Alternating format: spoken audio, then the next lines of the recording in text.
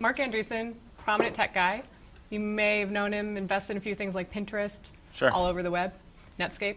Anyhow, he thinks that retail stores are going to die, and yet here you are raising $3 million to help retail stores stay alive.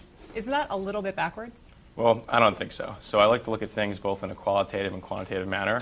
So if you think about it fundamentally, shopping is a form of entertainment. If you look at, you walk out this building and walk all over the place, all you see is stores and people walking into them and out of them. And from a numerical standpoint, if you look at actual projected revenues of retail through 2020, still 85 to 90% of all retail revenues are still happening in the store. Really? I feel like every startup is saying, oh, but we get 40% of our revenue from mobile sales.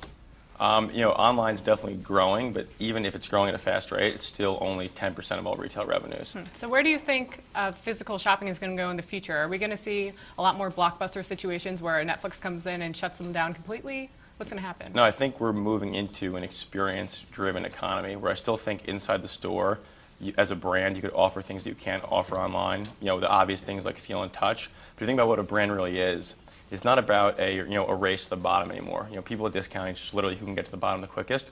But if you figure out how to leverage your physical location as an asset as opposed to liability on your balance sheet, that's going to be your biggest competitive advantage to online. Is figuring out how to deliver a better experience inside the store. And that's what we're trying to do with Nomi, right? We're trying to aggregate all the data we have around you online, CRM, and loyalty, and how to leverage that data in real time while customers are standing in your stores. So Nomi is going to know when I actually walk into JCPenney or something.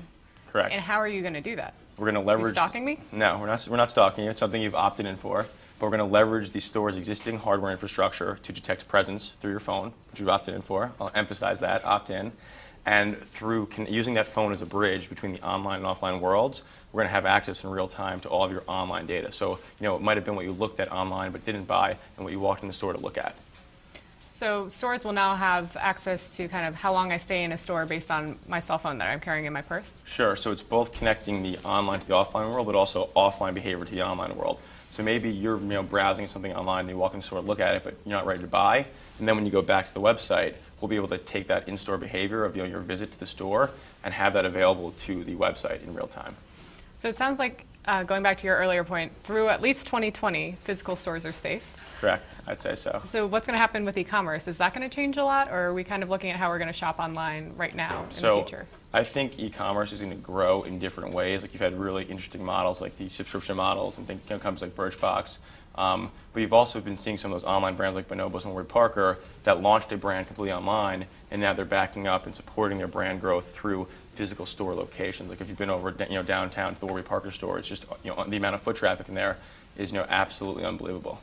But Amazon doesn't have to bring really any retail stores into the picture, or physical retail. No, I mean they've spoken about it, but obviously Amazon's been growing by the data-driven decisions they're warehousing. I think one of the things they're trying to figure out same-day delivery, and they're actually competing against brick-and-mortar retailers because if you think about a large chain like a Macy's who's got over 1,000 locations. Essentially, those are all mini distribution centers located all around the country, whereas Amazon will actually have to open up warehousing to bring same-day delivery.